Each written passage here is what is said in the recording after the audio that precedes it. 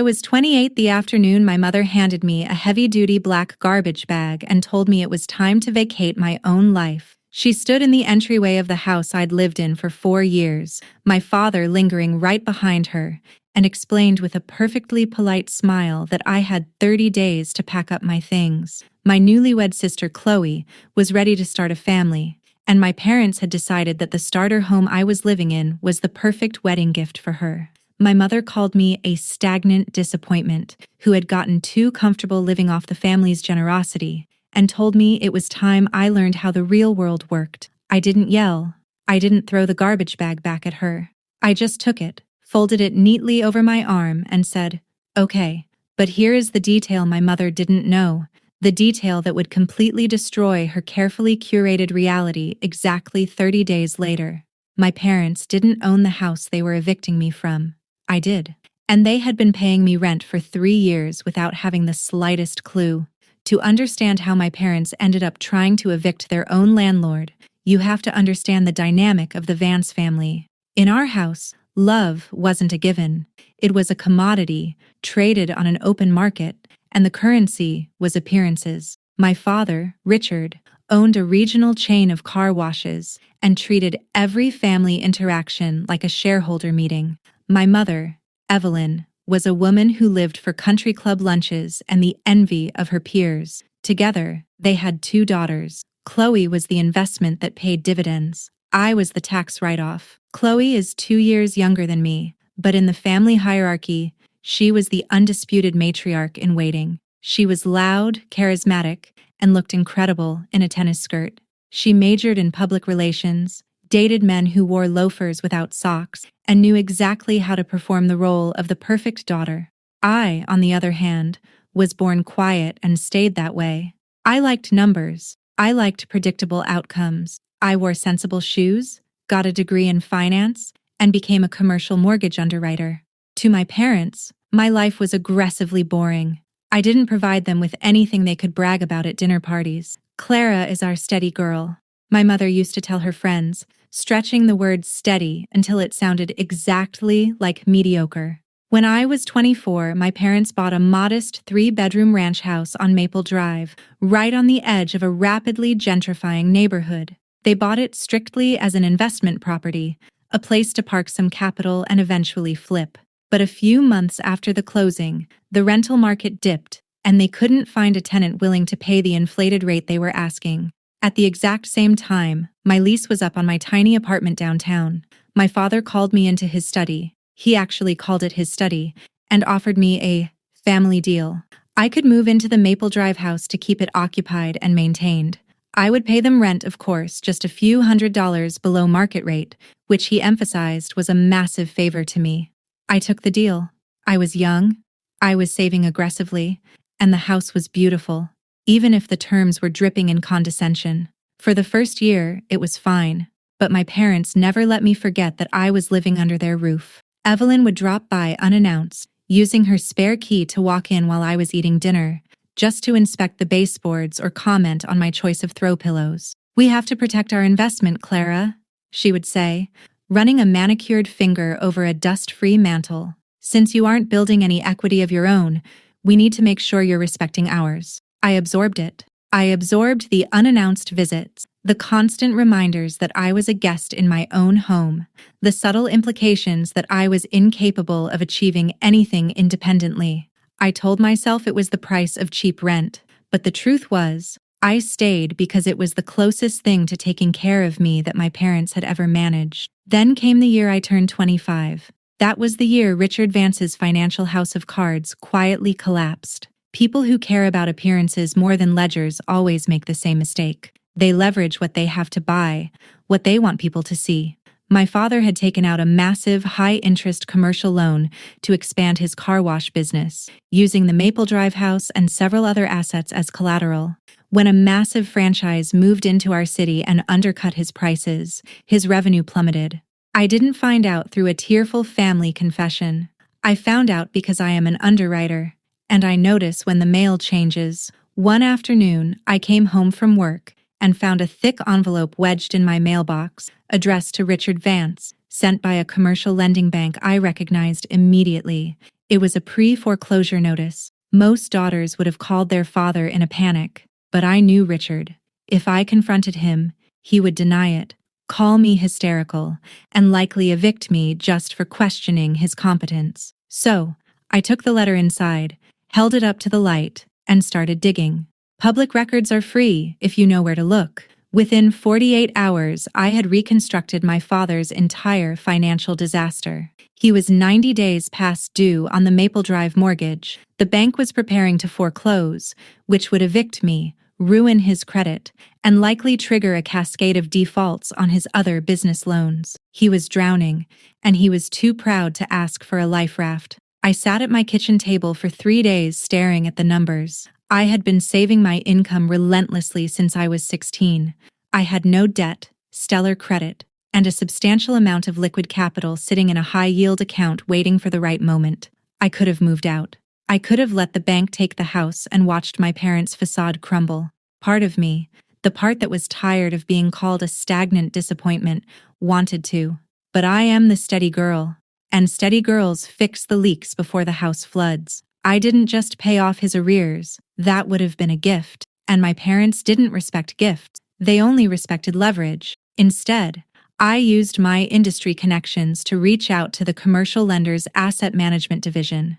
Banks hate the foreclosure process. It's expensive, time-consuming, and terrible for their books. They prefer a quiet, clean exit. Through an attorney, I formed a blind limited liability company called Quiet Oak Holdings, using my savings and securing a new, highly favorable mortgage under my own pristine credit. Quiet Oak Holdings approached the bank and offered to purchase the distressed debt on the Maple Drive property outright. The bank enthusiastically agreed. We executed a short sale of the note. The deed was transferred into the name of Quiet Oak Holdings, effectively wiping my father off the title and replacing the bank with my LLC as the sole legal owner of the property. To my father, it simply looked like a miraculous restructuring. He received a dense 50-page legal packet from the bank stating that his debt on the Maple Drive property had been acquired by a third-party entity. His liability was cleared, and he was to direct all future correspondence and leaseback payments to Quiet Oak Holdings. Richard Vance, a man who never read the fine print if the summary sounded good, signed the papers without asking a single question. He was just relieved the foreclosure vanished. He never realized that the mysterious holding company saving his pride was registered to his boring, mediocre daughter. For the next 3 years, the arrangement worked flawlessly. My parents continued to collect my rent on the 1st of every month. Then, on the 5th of every month, they would dutifully write a check to Quiet Oak Holdings to cover their newly restructured debt obligations to maintain their investment. They were literally taking my money and handing it right back to my LLC while simultaneously treating me like a charity case for letting me live there. I never said a word. I kept the property meticulously maintained. I paid my property taxes. I watched my equity grow in the dark. I let them have the illusion of control because the illusion kept them out of my way. Until Chloe got engaged. Chloe's fiancé, Brad, was exactly the kind of man my parents worshipped. He worked in wealth management, which mostly meant he managed his father's wealth, drove a leased European SUV, and called my father, Richie. When they announced their engagement, my mother immediately went into a state of manic, wedding planning euphoria. The wedding was going to be the social event of the decade, but there was a problem. Brad's trust fund was heavily tied up, and Chloe's PR job barely covered her wardrobe. They needed a place to live that matched their aesthetic, but they had no capital for a down payment. I saw the storm coming a month before it hit. My mother started dropping by Maple Drive more frequently, measuring the windows, loudly musing about how a nursery would look in my home office. "This really is a perfect house for a young, vibrant couple starting out," she said one Tuesday, tapping her nails against my kitchen counter. "It has so much potential if someone just put a little life into it." I knew exactly what she meant, but I played dumb. I wanted them to have to say it out loud. I wanted to see exactly how far they were willing to go. They answered that question on a rainy Thursday afternoon, 3 weeks after Chloe's engagement party. I was working from home, reviewing a commercial loan file, when the doorbell rang. I opened it to find Evelyn and Richard standing on the porch. Neither of them was smiling. "We need to come in, Clara," my father said, stepping past me before I could invite him. He walked straight into the living room and stood with his hands on his hips, surveying the space like a building inspector. Evelyn followed, clutching her designer handbag like a shield and a heavy-duty black garbage bag folded over her other arm. "What's going on?" I asked, closing the door. My mother turned to face me. She didn't look guilty. She looked burdened, like a manager about to fire an underperforming employee. "Clara, we're making some changes with the property. Chloe and Brad are going to need a place to live after the wedding, a place they can really make their own and start a family in." I stood perfectly still. "Okay. And, my father cut in, his voice taking on that booming, authoritative tone he used when negotiating with vendors. "We've decided to gift them this house. It's time for it to stay in the family properly. You've had a good run here, Clara. We've subsidized your living situation for 4 years, which has allowed you to save a tremendous amount of money, but it's time for you to step up and figure out your own life." The sheer audacity of the word subsidized almost made me laugh. I was paying their entire debt obligation while they pretended to be my landlords, but I kept my face blank. "You're evicting me, so Chloe can have the house." "Don't use that ugly word," my mother snapped, bristling at the term eviction. "We are simply transitioning the investment. You're a single woman, Clara. You don't need 3 bedrooms and a yard. Chloe is building a legacy. You should be happy for your sister." That was when she stepped forward and held out the black garbage bag. "We brought this to help you start sorting your closets. We need you out in 30 days. Chloe wants to bring her interior designer in to look at the master bath, and she can't do that with all your things everywhere." I looked at the garbage bag. It was such a precise, calculated insult. Not a moving box, a garbage bag. A visual representation of exactly what they thought of my life in this house. 30 days. I repeated softly. 30 days. My father confirmed, nodding firmly. "We'll draft a formal notice to vacate just to keep the paperwork clean, but consider this your official heads up. It's time to fly the nest, kiddo. Let your sister have her turn." I reached out and took the garbage bag from my mother. The plastic was thick and cold. I didn't argue. I didn't remind them that I had never missed a rent payment. I didn't ask them where I was supposed to go. I just looked at the two of them, standing in the living room I legally owned, completely high on their own fabricated authority. "I understand," I said. "I'll make sure the paperwork is clean." My mother smiled, a tight, satisfied expression. "Good. We knew you'd be practical about this. You were always the practical one." They left 5 minutes later. I stood in the window and watched my father's car back out of the driveway.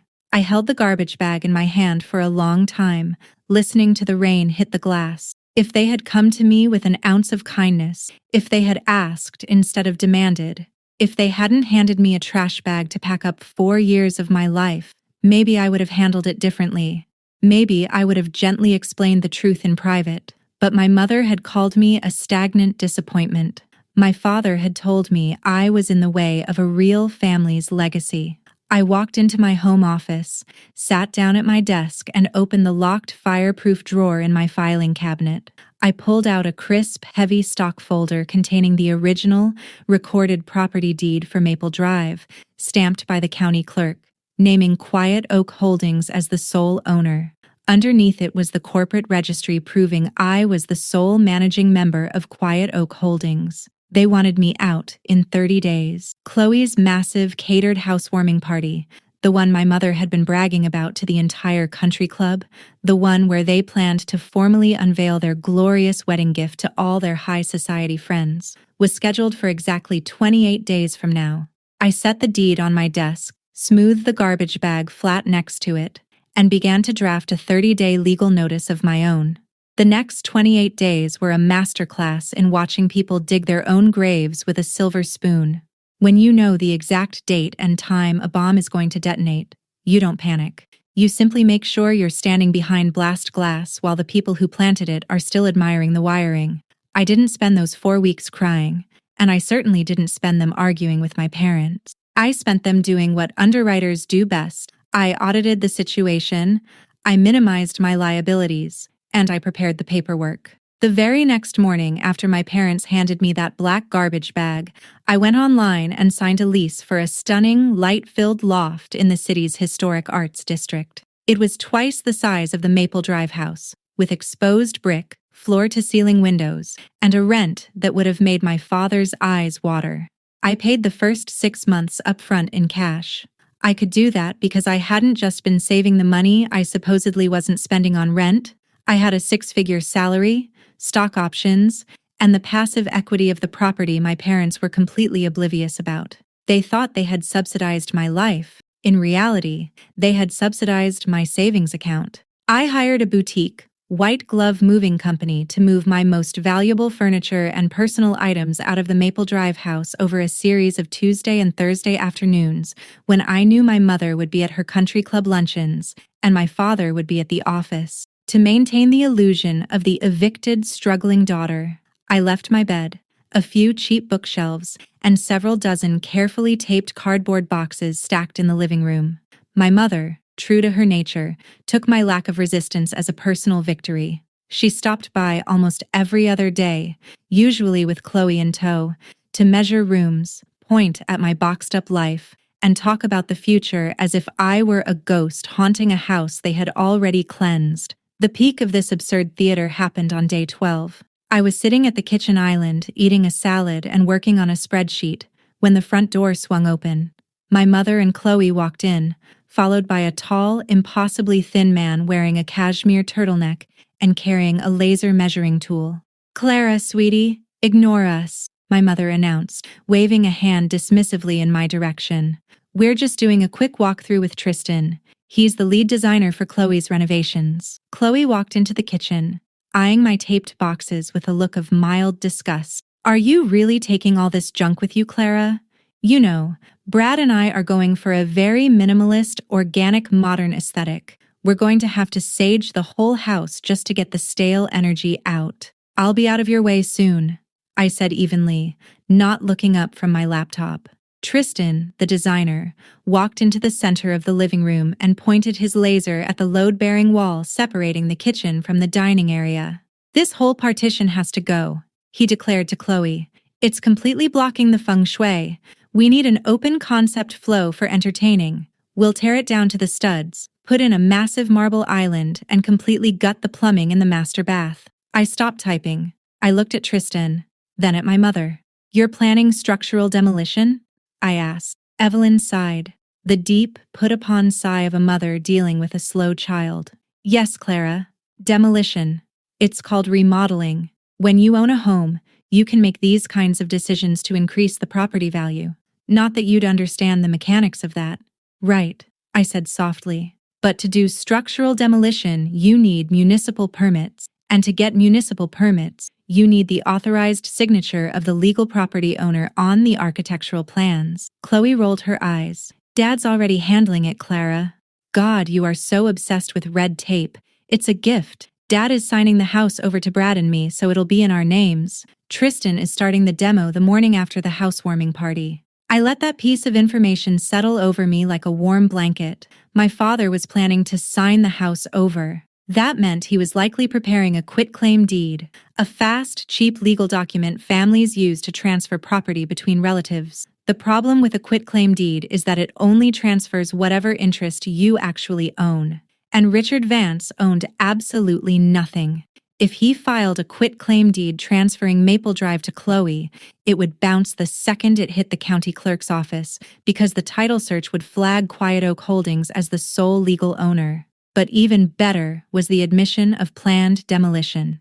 According to the commercial leaseback agreement Richard had signed with Quiet Oak Holdings 3 years ago, any unauthorized structural alterations or any attempt to transfer occupancy without the LLC's express written consent constituted a material breach of the contract. It was grounds for immediate termination of the lease. He hadn't just given me the moral high ground, he had handed me the legal guillotine. "I see," I said to Chloe, closing my laptop. "Well, I hope the demolition goes exactly the way you've planned." "It will," my mother said smugly, "because your sister actually has a vision for her life. Now, be a dear, and try to have the rest of these boxes moved into the garage by the weekend. The caterers need the living room clear for the champagne pyramid.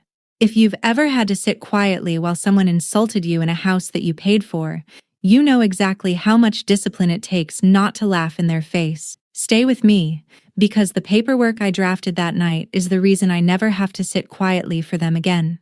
On day 21, exactly 1 week before the housewarming party, I received the formal notice. It arrived via certified mail, which meant Richard wanted a paper trail to prove he had formally evicted me. I signed for it at the door. It was a standard 30-day notice to vacate, drafted on his company letterhead, stating that my month-to-month tenancy was being terminated so the owner could reclaim the property for family use. I took the letter to my attorney, a sharp, no-nonsense real estate litigator named Sarah, who had helped me set up Quiet Oak Holdings. I slid my father's eviction notice across her desk. Sarah read it, her eyebrows inching toward her hairline. He's trying to evict the legal owner of the property using his car wash letterhead?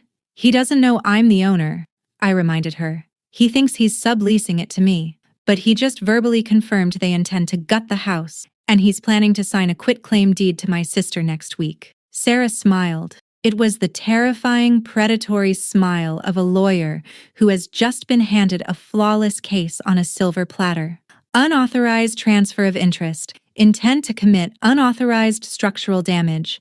Clara, under the terms of the commercial leaseback he signed with your LLC, he is in material breach. Quiet Oak Holdings has the right to terminate his lease immediately and demand he surrender the premises. I don't want to terminate it immediately, I said, leaning back in the leather chair.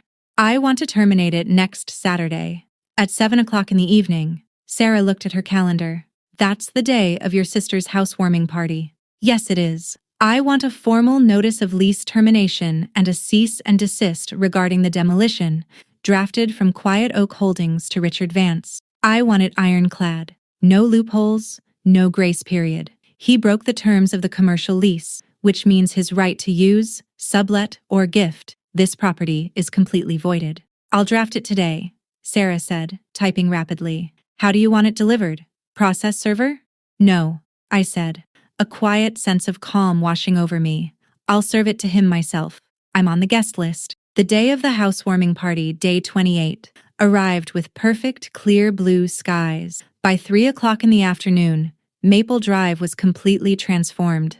My parents had hired a high-end events company that set up white sailcloth tents in the backyard, string lights across the patio, and a massive floral arch framing the front door. Valet parkers were placing orange cones along the street. The house didn't look like my home anymore. It looked like a movie set designed to showcase the Vance family's immense, fabricated wealth. My mother found me in the kitchen at 4 o'clock. I was wearing a simple, elegant navy blue dress, holding a glass of water. Clara, what are you doing? She hissed, looking at my dress as if I had put on a clown suit. The guests are going to be arriving in an hour. I'm getting ready for the party, I replied calmly. Evelyn closed her eyes and massaged her temples. Clara, please, try to have a little self-awareness. This night is about Chloe and Brad. It's about celebrating their future. Your presence. Well, frankly, it's going to invite questions. People are going to ask where you're moving, what you're doing, and it's just going to be incredibly awkward to explain that you're being displaced. We don't want to bring down the mood. I looked at the woman who had birthed me, the woman who cared more about the questions her country club friends might ask than the fact that she was rendering her eldest daughter homeless. I didn't feel angry anymore. I just felt an overwhelming clinical pity for her. You want me to stay in my room? I said. Or you could go to a movie, she suggested brightly. I'll give you $50. Treat yourself to a nice dinner downtown. Just be back after midnight when the caterers are done cleaning up. And please, move your car out of the driveway. The valet needs the space for the VIP guests. I'll move my car, I said, and I'll stay out of your way. Thank you, Clara. I knew you'd understand. She patted my arm, a sterile, meaningless touch, and hurried off to yell at a florist who had misplaced a hydrangea. I did move my car. I parked it 3 blocks down the street, facing the house for a quick exit. Then, I walked back, went into my home office, and retrieved the manila folder. Inside were 3 documents: the recorded deed, proving Quiet Oak Holdings owned the property, the corporate registry proving I was the sole owner of Quiet Oak, and the notice of lease termination drafted by Sarah, demanding Richard Vance cease all activity and vacate his claim to the property immediately due to breach of contract. I didn't leave the house. I stayed in my office, sitting in the dark with the folder in my lap, listening to the party build around me. By 7 o'clock, the noise was deafening. The low thrum of a jazz quartet drifted through the walls, mixed with the clinking of crystal and the loud, booming laughter of my father entertaining his peers. The house was packed with local politicians, bank managers, real estate developers, and the entire roster of my mother's country club. It was exactly the kind of audience Richard and Evelyn craved, the kind of audience where reputation is everything and humiliation is fatal. I waited until I heard the jazz quartet stop playing. I heard the sharp clink, clink, clink of a fork tapping against a champagne coupe. The low roar of the crowd hushed into an expectant silence. Ladies and gentlemen, friends, family. My father's voice boomed over the rented PA system, radiating pride and authority. If I could have your attention in the main living room, please. I stood up. I smoothed the skirt of my navy dress. I took a deep breath, letting the steady, analytical part of my brain take complete control. I opened the door of my office and walked down the hallway, blending into the back of the massive crowd gathered in the living room. My father was standing at the front of the room, right in front of the wall Tristan wanted to demolish. Evelyn was at his side, glowing with importance. Chloe and Brad stood next to them, holding hands and looking like they had just stepped out of a bridal magazine.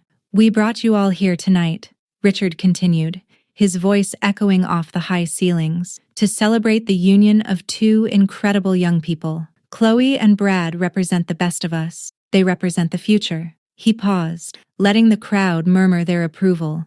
As a father, there is nothing more important than ensuring your children are set up for success. Evelyn and I wanted to give them a foundation, a real, solid foundation. He reached into his tailored suit jacket and pulled out a rolled-up piece of parchment tied with a ridiculous white ribbon.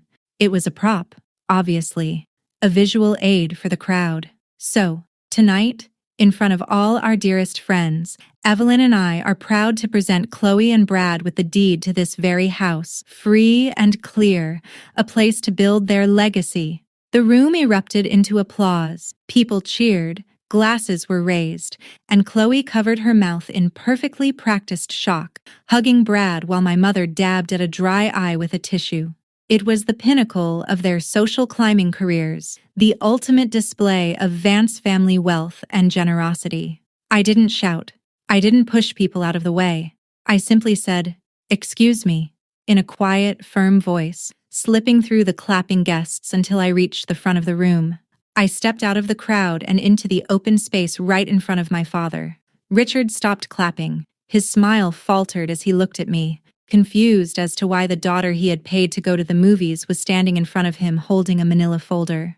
My mother's eyes widened in horror, her jaw tightening as she silently willed me to disappear. "Clara," my father hissed under his breath, leaning down so the microphone wouldn't pick it up. "What are you doing? Get out of here." "I can't do that, Dad," I said. My voice wasn't loud, but in the momentary lull of the crowd, it carried perfectly to the first 3 rows of guests. "I can't let you give away a house you don't own." The silence that fell over the room was absolute. It was the kind of heavy, suffocating silence that happens when a car is spinning on ice, and everyone is just waiting for the crash. "What did you just say?" Richard demanded, his face flushing a deep, dangerous red. I held up the manila folder. "You told me I had 30 days to vacate this property so you could give it to Chloe.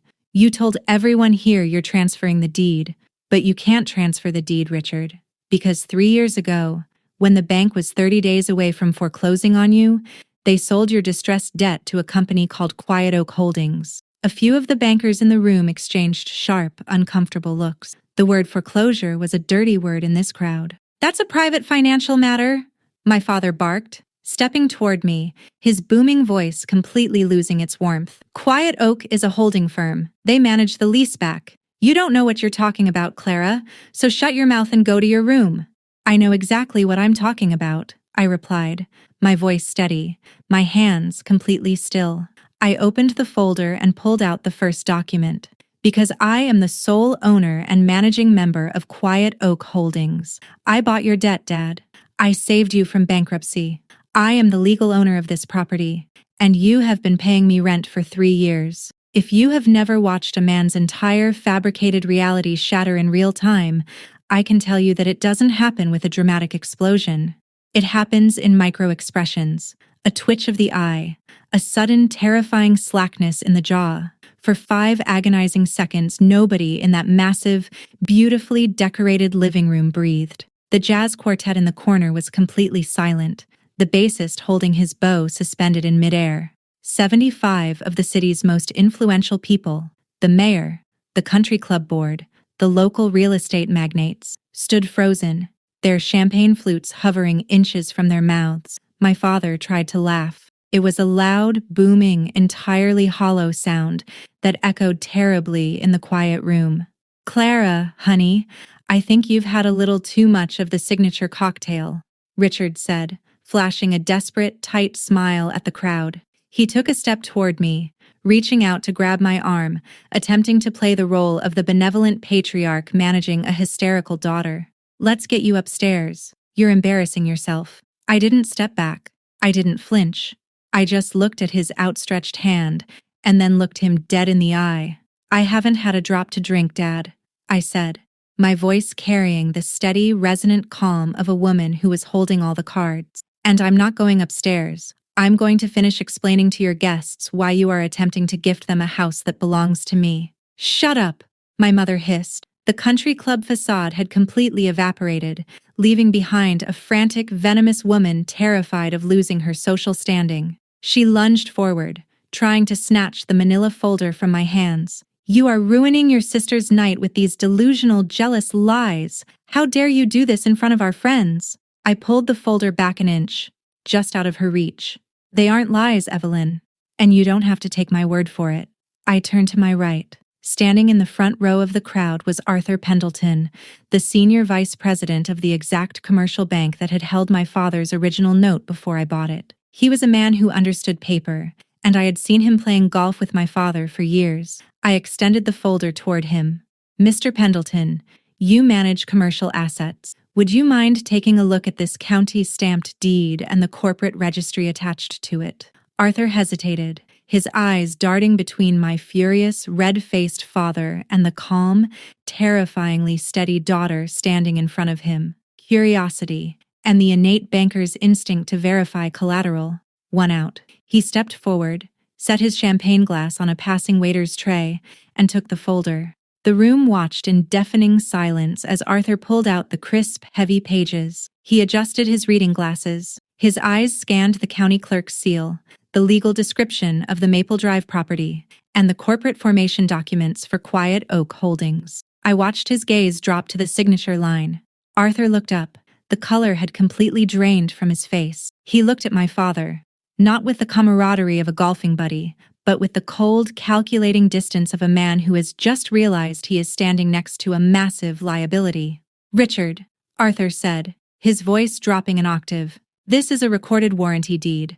The property is owned free and clear by Quiet Oak Holdings, and the registry lists Clara Vance as the sole managing member." He paused, clearing his throat awkwardly in the heavy silence. "Richard, you don't own this house. You haven't owned it for 3 years." Chloe let out a sound that was half gasp, half shriek. "Dad, what is he talking about? You said the house was ours. You promised Brad and me the house." Brad, the fiancé who worked in wealth management, suddenly dropped Chloe's hand. He wasn't looking at Chloe. He was staring at my father with a look of profound disgust. In his world, a lack of money was unfortunate, but lying about assets was unforgivable. "It's a mistake," Richard roared, the veins in his neck bulging. He pointed a trembling finger at me. "She forged it. She's trying to steal my property. I pay the mortgage on this house every single month." "You pay rent, Dad," I corrected him, my voice slicing through his panic like a scalpel. "You pay a commercial leaseback fee to Quiet Oak Holdings, because if you didn't, the bank would have foreclosed on you, ruined your credit, and collapsed your entire car wash business. I bought your distressed debt with my own money to save you from bankruptcy. You signed the leaseback agreement yourself." Did you really not read the name of the holding company you've been writing checks to for 36 months? The word bankruptcy hit the crowd like a physical shockwave. A low, frantic murmuring broke out among the guests. Evelyn let out a strangled sob and buried her face in her hands. The illusion of the mighty, wealthy Vance family was disintegrating in real time, right in the middle of their own living room. "You deceitful, ungrateful little—" Richard started to step toward me again, his hands balled into fists. "Careful, Richard," Arthur Pendleton warned quietly from the sidelines. "There are 70 witnesses here." I didn't wait for my father to collect himself. I reached into the folder Arthur was holding and pulled out the final document, the legal notice of lease termination drafted by my attorney. I held it out to my father. "12 days ago, you brought a designer into my house," I said, ensuring the entire room heard the words, "my house." "You allowed Chloe to loudly plan the structural demolition of the kitchen and master bath under Section 8 of your commercial lease agreement, planning or executing unauthorized structural changes to the property, or attempting to transfer occupancy without the owner's written consent, constitutes a material breach of contract." I pushed the paper against his chest. He reflexively took it, his hands shaking so violently the paper rattled. "I didn't evict you when you treated me like a burden in my own home," I continued, my voice echoing in the vast, quiet space. "I didn't evict you when you used my rent money to buy your way into country clubs, but when you handed me a black garbage bag and told me to vacate my own property so you could gift it to your favorite daughter. That was the end of the arrangement." Chloe burst into tears, burying her face in Brad's shoulder, but Brad stood stiffly, his eyes darting toward the exits. "You are in material breach, Dad," I said plainly. "Your lease is terminated. The notice to vacate gives you exactly 30 days to remove any personal property you stored in the garage, but your right to occupy or use this property for events ends tonight, right now."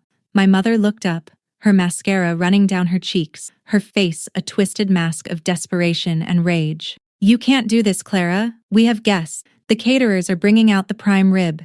You are humiliating us." "No, Mom," I said gently. "I didn't humiliate you. I just stopped covering for you. You humiliated yourselves." I turned my back on them. I didn't look at Chloe crying. I didn't look at my father staring at the eviction notice like it was written in an alien language. I simply walked back through the crowd, and the crowd parted for me. The mayor stepped out of my way. The bank managers lowered their eyes. The wealthy socialites who had spent the last hour gossiping about how drab Clara was suddenly couldn't look at me, because they realized the truth. The drab, boring daughter in the sensible shoes was the only person in that room who possessed actual, liquid power. Before I reached the front door, the exodus began. Nobody wants to be at a party where the host has just been exposed as a fraud. The jazz quartet quietly began packing up their instruments. Arthur Pendleton walked briskly toward the coat check without saying goodbye. The whispers started, hushed, frantic, embarrassed murmurs as guests beelined for the valet stand. "Such a shame. Did you hear her say bankruptcy?" I always wondered how Richard afforded that expansion. I walked out the front door, past the extravagant floral arch my mother had spent thousands of dollars on, and down the quiet, tree-lined street toward where my car was parked. The cool night air hit my face, and for the first time in 28 years, I took a deep breath that didn't feel like it belonged to someone else. I didn't feel triumphant. There was no joy in watching my family break apart, but there was a profound, unshakable sense of peace. I had finally put down a weight I was never supposed to carry. Before we get to the aftermath, and believe me, you want to hear what happened to Chloe's wedding. If this story is resonating with you, if you have ever been the quiet one holding the family together while they tear you apart, hit the subscribe button. We tell these stories because the truth is the best boundary you will ever set. The fallout over the next 6 months was spectacular and almost entirely self-inflicted. My father tried to fight the eviction. He hired a blustering, expensive attorney who threatened to drag Quiet Oak Holdings through years of litigation, but my lawyer, Sarah, simply forwarded them the signed commercial lease back, the proof of my original capital transfer, and an itemized list of his material breaches. Richard's lawyer dropped him as a client 3 days later. You can't sue the bank for foreclosing on you, and you certainly can't sue the person who legally bought the note from the bank. Without the Maple Drive property to leverage, and with the sudden, very public destruction of his social and financial reputation, Richard's creditors began to circle. Arthur Pendleton's bank called in their remaining loans. The car wash chain was forced into Chapter 11 restructuring.